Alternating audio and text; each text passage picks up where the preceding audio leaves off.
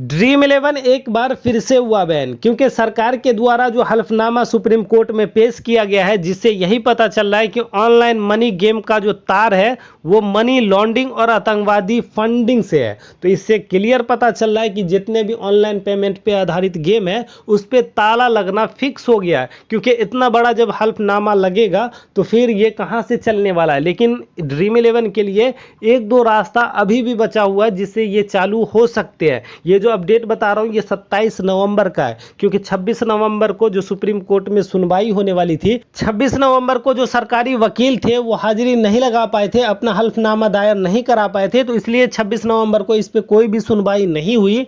अब जो है 27 नवंबर यानी कि आज इन पे सुनवाई होने वाली है, और सरकार के द्वारा जो हल्फनामा दायर किया गया है वो काफ़ी हार्ड भी है। इससे लग रहा है कि कहीं ना कहीं सारी इंडस्ट्री बंद हो जाएगी। इन्होंने ये भी एलिगेशन लगाया कि ऑनलाइन गेमिंग कंपनियां जो है वो छोटे छोटे देश से काम करती है, यानी कि फैंटेसी, जैसे कि आप ड्रीम 11 को जानते हो कि भाई ये इंडियन कंपनी है, इंडिया से ही ऑपरेट होता है, लेकिन बहुत सारी बैटिंग कंपनियां, बहुत सारी गेमलिंग कराती है, कलर प्रेडिक्शन कराती है, वो सब कंपनी जो है अलग अलग यानी कि इंडिया से बाहर छोटे छोटे कंट्री से ऑपरेट होती है, लेकिन कहीं ना कहीं इसका कनेक्शन जो है वो इंडिया से ही रहता है। और ये जो है भारत के रजिस्टर अकाउंट नकली लोगों के नाम पे बनाते हैं। जैसे कि आप गेम खेलने जाते हो किसी भी कंपनी यानी कि किसी भी एप्लीकेशन या किसी भी वेबसाइट पे, तो वहाँ पे डिपॉजिट तो करना ही पड़ता है। अब वहाँ पे जब डिपॉजिट होता है तो क्लियर बात है कि डिपॉजिट होगा तो वो इंडियन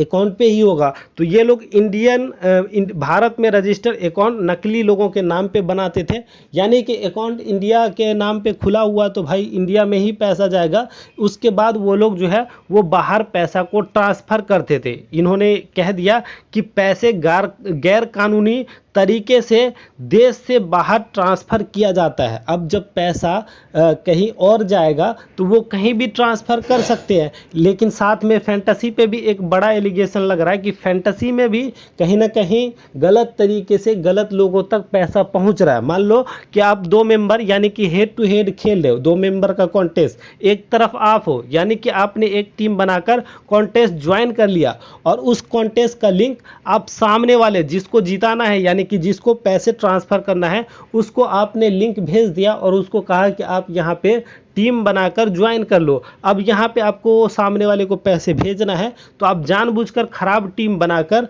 वहाँ पे हार जाओगे, तो सीधा पैसा क्या होगा, उसको विनर यानी कि आपके सामने वाले को पैसा मिल जाता था। तो इस तरह की जो है वो फ्रॉडगिरी यानी कि गलत तरीके से ये काम चल रही है। तो इसलिए सरकार का हल्फनामा काफ़ी खतरनाक है, तो इसलिए इसको बारीकी से समझना होगा। अब सरकार ने कहा है कि सरकार ने मनी गेम बंद कर दिया है। आपको पता है कि 22 अगस्त के बाद ही सारे ऑनलाइन पेमेंट पे आधारित गेम है वो सारी की सारी गेमिंग कंपनियां बंद हो गई। उसके बाद कंपनियों ने आपत्ति जताई, क्योंकि इनका सारा अर्निंग का जो स्रोत है वो सारे के सारे खत्म हो गए। सरकार ने काफ़ी चौंकाने वाली वजह बताई। सरकार को सबसे बड़ी वजह है इसको बंद करने का, इसकी वजह यही है कि तार जो है वो लॉन्ड्रिंग और आतंकवादी को फंडिंग करने से है, और साथ ही साथ ये जो छोटे छोटे देश से ऑपरेट होता है तो इसको ऑपरेट कौन कर रहे हैं, इसका पैसा कहाँ जा रहा है, क्योंकि ये खेलते तो भारत वाले ही,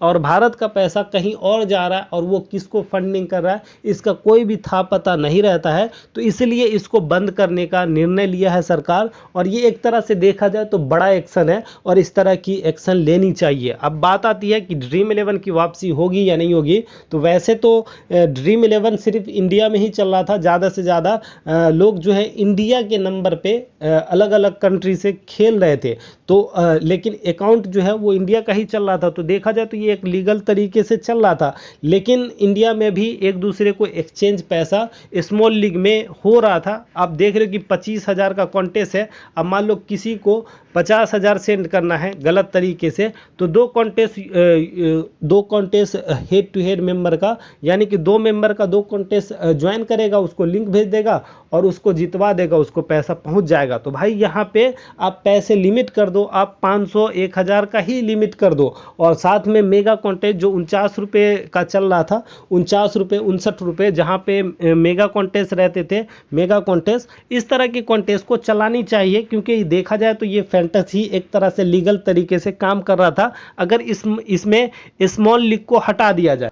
वैसे ड्रीम 11 वापस होनी चाहिए। जो 49 रुपये का कॉन्टेस्ट है, 59 रुपये का कॉन्टेस्ट था, इस तरह के कॉन्टेस्ट आपको चालू करा देनी चाहिए, क्योंकि इससे एक तो किसी का उतना ज़्यादा मानहानि का भी लॉस नहीं लगता था और इसमें लोगों को बड़ा अमाउंट जीतने का मौका मिल जाता था और कोई ना कोई एक बंदा तो विन करता ही था। हाँ, आप इस पे ज़्यादा से ज़्यादा मेगा कॉन्टेस्ट है उस पर आप नज़र रखें कि हाँ वो गलत तरीके से यूज़ ना करें, सही लोगों को ही विनर बनाए। तो इस तरह के आप नज़र रखवा सकते हैं, लेकिन मेगा कॉन्टेस्ट मेरे हिसाब से चालू हो जानी चाहिए। वैसे आप क्या कहते हो, क्या ड्रीम 11 वापस आनी चाहिए? तो आप लोग कमेंट करें, लाइक करें और साथ में चैनल को ज़रूर सब्सक्राइब कर लेना।